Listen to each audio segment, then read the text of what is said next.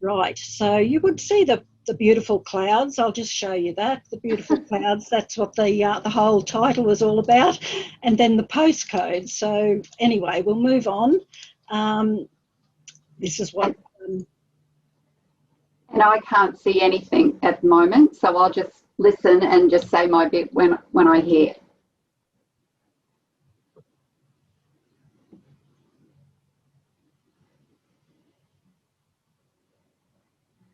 Is that playing, Karen?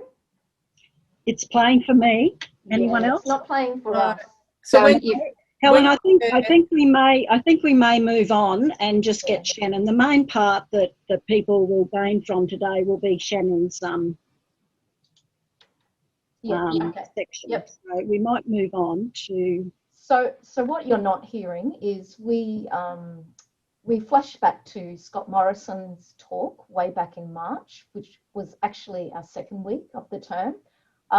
And the reason we were playing that was just, if you're anything like me, it can be kind of hard to remember what we were all feeling like back then when we were uncertain of what was going to happen. So we did have Scott Morrison, and it kind of brought back that fear and apprehension that we were all feeling. And then put that fear of the unknown and imagine how it was for our STEP students. So for a lot of them, they were already feeling anxious because this was the first time they had studied in many, many years for most of them. They'd already made lots of life changes to come to STEP, so they had to make adjustments in their family and working conditions. And now all of a sudden they were finding themselves in the middle of a pandemic and heading towards lockdown. So if you can put yourself in their shoes for a second, that's kind of where we want you to get your thoughts to just how it was feeling back then. And as Karen said earlier on, a lot of our students combine paid work with their family commitments. And when they first enroll in STEPs, the STEP staff work really hard to try and make sure that we've got a really good balance so that they've got enough units or subjects to get into their undergraduate degree as quickly as possible. But at the same time, we want to make sure that we're not overwhelming them because that's setting them up for failure. So we take all of that really seriously. And now with this pandemic, all of that planning had gone out the window. And what I was noticing in those early weeks, well, in the first 2 weeks, most of our students were telling us that they didn't think their studies would be affected because they were online students. They were presuming that things would kind of, most of the impacts would have happened for those on-campus students who were having to swap suddenly over to online. But then, if you can remember, things kind of did happen to change really quite quickly. And all of a sudden, what I was finding was our low socio-economic students were suddenly being given the label essential workers. And they weren't, the hero essential workers. They weren't the nurses and the doctors getting all the free coffees delivered. They were the checkout chick operators, the shelf packers, the cleaners, the teacher aides, and industry workers. And again, a lot of them are casual workers, so they don't get the option to turn down work when it's offered. And a lot of them didn't know how long that work was going to last for. So they were needed and they needed that money, so they had to take it. One of our students, he didn't have a job when he first enrolled, so 2 weeks ago. So he was unemployed 2 weeks ago, he was ready to study, but he was given a job as what was called a deep cleaner. So he was travelling in and out to Brisbane each day and he was disinfecting the quarantine hotels. So that was really good money for him and he couldn't turn it down even though it was impacting his studies. We've also got a lot of students in our group that either work in the mine or their partners work in the mine. And usually, I think most of us would agree that these students are really well organised. So they rely on everyone in their family being organised and on the same schedule, and they study around those shifts. So either if they work in the mine themselves, they study when they're home on their weeks off, or if that partner is the one that works in the mine, they can't study while the partner is at work. So they plan their study time around when they come home. And so what was happening, there were lots of rumours and scenarios going around about what was going to happen. The mining companies couldn't tell them. So at that stage, there was a lot of what ifs. So one student that was particularly impacted was a mum of a couple of kids who also just worked part-time in the mine, but the mining company had told her that they needed to limit the amount of comings and goings into the mine. So she was given the choice to either go full-time, so on a full-time roster, or she had to take indefinite leave. So we had lots of discussions with her about what would be the best for her. And then, if you all remember, the schools closed early. So at first we didn't go into schooling from home. The schools closed, I think it was about a week early before school holidays. So what that meant was all of those study plans that we had made around the fact that the mums and dads would have time to study while their kids were at school, that had all gone out the window. So all of a sudden, we had quite a few mums, in fact, who had been waiting for this moment.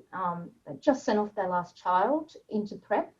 And now all of a sudden, all the kids were home, plus husbands and partners, preferably just one husband and partner per family. But that's something else we noticed. A lot of our students, their family only had one computer for the whole family. And that was working fine, as long as everyone else had their own things to do and they weren't all needing to use that computer at the same time. But that's what happened. So there were partners needing to use the computer for work and kids were needing to use the computers for school. And it's unfortunate, but the step studying student needs were kind of put towards the end of the day. They were the last in. Once those school holidays finished, a lot of the schooling from home started, and I'm not sure if any of you were involved in that. I was. If you were involved and had some kids schooling from home, you'll know that it didn't work as we were told it would. It required a lot more input from the parents. So that was another problem our students were having. They were juggling their own studies with the needs of their kids. So they were basically being teachers and studying themselves at the same time. The next thing that happened was technology let us down. So I spoke to one student early on. Before the pandemic, she lived on a farm outside a small town, and on the farm she relied on satellite internet. And I haven't used satellite internet, but apparently, according to her, wind, rain, sun, and she said even holding her tongue the wrong way would impact the speed of that satellite. So it's okay for little things at home, but she'd been going into work and downloading anything big, so lectures, big files, and then taking it home to work with. And when the shutdown happened, she was unable to do that, so she couldn't go into work anymore. And so internet access was really, really hard for her for a long time. And we worked out she wasn't the only one by any means. A lot of our students, even if they had their own computer at home, they'd be using the printer or computer and internet at their workplace or a relative's house, or even the town library. And once lockdown happened, all of that stopped. So they were unable to use those means to study. And even if we had had the finance at the time to help those students, like if we had been able to support buying a printer or even a laptop, we couldn't, because I don't know if any of you needed technology during that time, but it was a bit like the toilet paper and pasta sauce. You couldn't get one like printers or computers for a long time. So all of those things were adding up for a lot of stress and anxiety for our students, because they were also managing their own study, a lot of them for the first time. Now, yep, Karen, if we can go to the next slide, we're going to go into a bit more detail on just a few of those students' experiences from that time. So our first student we're going to be talking about, we will call her Renee, and she called us very early in the term asking to be withdrawn. She was one of our students who was really impacted by COVID-19. Before I say that, I should probably point out all of these students that we will talk about, not one of them had a case of COVID-19 in their community, so they didn't get it themselves. The community was saved, but they were still all impacted in a lot of ways. And Renee was one of them. So she was over 50, so she was in that high risk category already. she had a part-time job that involved a lot of contact with the public. So she was worried about catching COVID. Her workplace had increased her hours. She had actually tripled the amount of hours she was doing a week. And her boss had actually told her they just weren't sure how long the work would last for. So she was having to take as many hours as she could in preparation for the what if her business shut down. She also was a carer for 2 relatives in her house with disabilities. So again, they were at risk, but more importantly, they lost all of their respite care. So a lot of the respite care services for people with disabilities had to be put on hold in those early stages of COVID-19. So she was working more hours. She had no relief from looking after her relatives, and she was working more hours. So understandably, she called us to say she didn't have enough time to study and she needed to withdraw. But the problem was, this was her last term of the STEPS program. So once she had finished this unit, she was actually going to be graduating into her undergraduate degree. And Renee had been, an undergraduate degree had been something she'd been wanting ever since she had to leave high school early, so 30 years ago, and she was so close. It took us a little while and quite a few phone calls and a lot of talking from a lot of staff involved in the STEPS team to convince Renee that we were there for her and we could support her, and it was okay to be as flexible as she needed with her assessment deadlines. So we really had to reassure her that we understood and she could take as long as she needed to get those assessments in for that final term. And that really helped Renee because on one hand, she felt like she couldn't study, but on the other, this whole pandemic was making not just Renee, but a lot of our students realised the importance of a tertiary education, because it was people with tertiary education that had the privilege of working from home and staying safe, unlike Renee, who had to go out into the danger zone, I guess. So with a lot of support, with a lot of staff, Renee actually made it through that term. She passed. I think she ended up getting a distinction for her final unit. She made it into a Bachelor of Arts in term 2 this year with us, and she even earned herself a scholarship to help with her undergraduate degree. And when I last spoke to Renee, she said that was her toughest term ever, but it was also the term she felt most proudest of. So it was hard, but she was so glad that she stuck with it. The next student is Sarah. She's a 19-year-old single mum who lives in a small regional town. When all of this unfolded, she was enrolled in her first 2 units of study. So it's the first time for her. And the first couple of weeks went great. She had it all sorted. She'd lined up daycare for her son. Her mum was going to be backup help. She didn't have her own computer, but her mum worked at a place where she could go in and use it at any time she wanted. So that's how she was doing it. And I think her mum kind of looked after her son as well while she was using the work computer. And then we stopped hearing from her, and a Moodle access stopped. And after a few goes at communication, we discovered that Sarah actually really suffered from anxiety as well, and COVID-19 had flared her symptoms. And so a couple of things had happened. She pulled her son out of daycare early because she was worried about catching COVID. Her mum's workplace had closed, so she was no longer able to use that computer and printer. And because it had happened so early in the term, she was unaware of the CQ app that she could put on her phone, and she hadn't set up her university email on her phone either. It had just been too early in the term for her to do that. So she was dealing with a lot. She had increased anxiety and isolation, and she didn't have access. So the STEPS team, we got together. We worked out one of her units could not be done without computer access. It was just impossible. So we withdrew her from that unit. Maths, fortunately, can be done by hand and paper. So we got one staff member to print off all of the things that she would need, all the tests and sample tests, and we popped it in the post and we sent it out to her.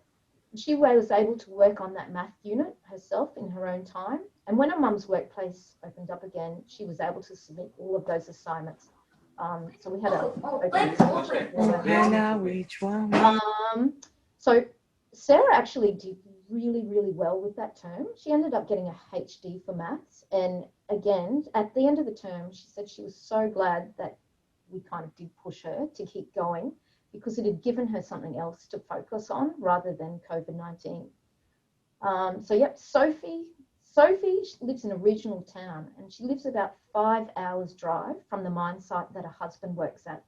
They've got 3 school-aged children and her husband actually drives in and out to the mine site on a 7-day on, 7-day off roster. She'd already completed 2 terms with us, so she wasn't a new student, but she was quite academically strong, but she actually had anxiety. And again, COVID-19 had seen a massive flare in her symptoms. She wasn't coping with the uncertainty of what was happening at the mine, and she couldn't focus because she was going through all the what ifs would happen if her husband caught COVID, etc. And then, like a lot of us, when her schooling from home started in term 2, her anxiety really peaked. Her kids weren't enjoying the learning from home, so she was spending all day, I guess would say, fighting with the kids to get the work done. And at the end of the day, she was too exhausted to do her own study. Another interesting point for her was that she was actually aiming for a Bachelor of Nursing degree. And for Sophie, she had started to worry about if she continued on with her degree and became a nurse, would she be able to nurse COVID-19 patients? So that became a really big stumbling block for her.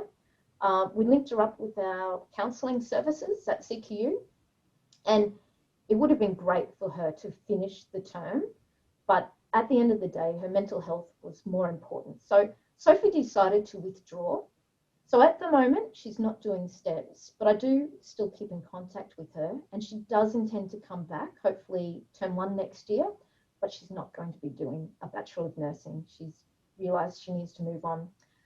Next student who had to withdraw is David. So he's a young single guy, first in his family to ever consider going to university. He was also on his last STEPS unit. He'd been going really well, but he called it a couple of times early in the term to ask for extensions. And what had happened to David was he was a shelf packer and he was getting offered more work than he could possibly handle. So he said to me he was working all waking hours of the day. And the more I got to talk with David, he disclosed that his mum and dad actually didn't support his dreams of going to university. And they had told him if he was going to continue after STEP, so into his undergraduate degree next year, he would have to move out of home and financially support himself. So in a way, David was actually one of the lucky ones because COVID-19 gave him an opportunity and he decided to withdraw, and he is still working as many hours as he can get, and he's saving all that money with the plan that in term 1 next year, he'll be able to come back and he will have been able to move out of home and continue on with his Bachelor of Psychology degree he is going to do. And finally, we've got Tanya. So Tanya's a mum of 4, and term 1 was her first term. She's got 4 kids, and Excuse me, kind of Shannon, all we're at time, so if you can wind it up. So we've just finished Tanya, or just hop? Yeah, so no, just wind it up. Yeah, well, Tanya was another one. We've got time. I don't want to like push you. I'm just saying you haven't seen my hand signals, so I'm just letting you know we're at time. So Tanya was another one who really struggled. She had 4 kids learning from home, and 2 of them had special learning needs. So learning from home was super hard for her.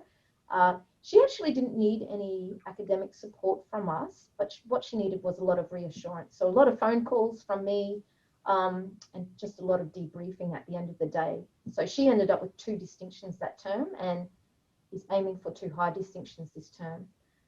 Is Helen back or? Yes. Oh, look, can you hear me? Yeah, we can hear you now. It's all right. I won't do my bit, but I was just going to sum up everyone how Shannon and the STEPS prep skills for university team have worked together, how we've shared the care, the study support that we've provided, the study material and equipment, the novel ways we've reached out to students, and how we've connected with so many services. I was also just going to say, Karen, move on, that all of our students have been saying so much, thank you, thank you, thank you. This is really interesting. We know that in a recession, it's better to have a degree. We've been sharing that ripple effect that we talk about and write about in prep skills so much with our students. That's on the next slide, Karen. And then that ripple effect obviously produces, you know, confident students who then go on to say how much they've gained from a university education. And that's the very last slide image, Karen. So a university education is associated with all of those things. So, you know, we feel that with Shannon's support in the HEPPP funded role, we've haven't won every single battle, but we are quietly confident that our genuine care and concern is winning the attrition war, and we're keeping more students here fully engaged at university. Thank you. I'm so sorry that my computer just broke down. I haven't been able to see anything really for the majority of the presentation. You've done well, Helen. Just shows how resilient we all can be. Thank you very much, Helen, Karen and Shannon. That was really interesting. The personal journeys of the students was particularly insightful, and I think you could probably transpose some of those personal stories with any number of higher education students, and those stories would work just as well. So it does make it a lot more real to us to see the personal impact on the students, and so thank you for sharing that. The link to this evaluation of this session has been posted into the chat again, and so just if you click on that link, please, without the full stop, you should be able to go straight through to the Qualtrics survey. We've got about 10 minutes before we can go and have our cup of tea in the networking session before the next session for the final session for the afternoon. Does anyone have any questions for any of our presenters? I'll open it up for any question for anyone. Could I just, Karen, you can stop sharing now if you want to. She has, Helen. We're one step ahead of you. It's all good. I'm sorry. See, everything's frozen again. Sorry. I can't even mute myself because my computer won't work. Sorry. Sit quietly. Any questions for anybody? Any comments to close the session? Would anyone like to say anything? Anyone from a previous presentation who didn't get to say what they wanted to say because I rounded you up too quickly? Anyone? Speak now, forever hold your peace.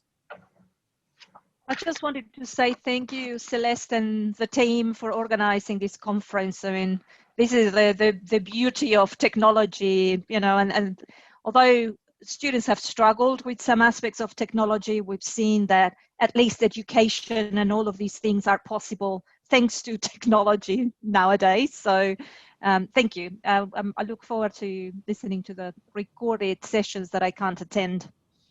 Thank you. Thank you, Gabriella. Actually, that raised a point that I was going to say to Linda and Don when you had your presentation, is the way that we have rethought about how to teach theatre and drama online, even music online. You know, I was privileged to see your presentation, the students' drama presentation, The End of the World, or whatever it was called. I'm sorry, I can't remember. And just to see what is possible in terms of online assessment for drama students. You know, we've been thinking outside the box for things, and that was one of the things that struck me. Oh, thank you, Celeste. Yeah, I mean, if anyone's interested to look at that, if you go to Facebook and look up the Central Queensland Conservatorium of Music page, the 3 episodes of that online pandemic drama are still up there. That was one of the other benefits of doing a devised work with the students. It meant that we didn't have issues with licensing and copyright, which is what we have now with the students back on campus. The musical that they're doing, of course, is licensed, which means that we can't stream the production. And we do have one of our students who is an international student from Hungary, which means, of course, her family back in Hungary can't see this production because of the licensing restrictions. So, yeah, but if you want to have a look at what they did, the other thing I found with that, I'm writing about it at the moment, is that, of course, we had a much larger audience. We have a 200-seat theatre here in the Mackay campus, but with the online production, you know, I think we had totaled an audience of about 1,000 across those 3 episodes, which was really sizable. Yeah, thanks, Linda. All right, I can see a few people dropping in. Perhaps they're coming in for the networking session at 2:30. So any final questions for any of our presenters?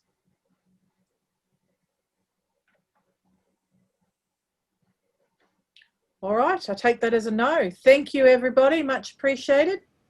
Thanks, Celeste. Thanks, everybody. And I'll look forward to seeing you at another session later on. Thanks very much, everyone. Hang around if you want to do the networking session.